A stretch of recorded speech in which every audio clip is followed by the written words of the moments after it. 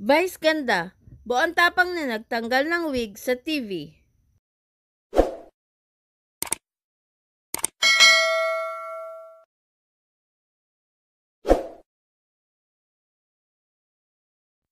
Maraming netizens ang humanga sa katapangang ipinakita ni Vice ganda na walang pakundangang alisin ito ang suot na wig. Ang ginawang ito ni Vice ay bilang pagsuporta sa isang contestant sa kanilang noontime show na may sakit na alopecia o isang kondisyon kung saan nalalagas ang buhok ng isang tao. Ayon kay Vice, ang tagal daw niyang natakot na magpakita ng walang wig. Pero ngayon di umano ay nasa punto na siya na wala na siyang pakialam dahil alam daw niya sa sarili na may mga taong minamahal siya kahit wala siyang wig.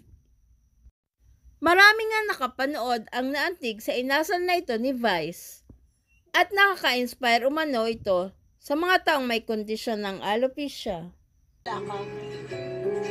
May wig o wala, may nagmamahal dito, no? May wig o wala, at may tumatanggap dito. Bukod kay Ayon, mahal ako ng nanay ko. Tama. Mahal ako ng mga kapatid ko. May wig o wala, mahal ako ng pamilya ko. Mahal ako ni Lord.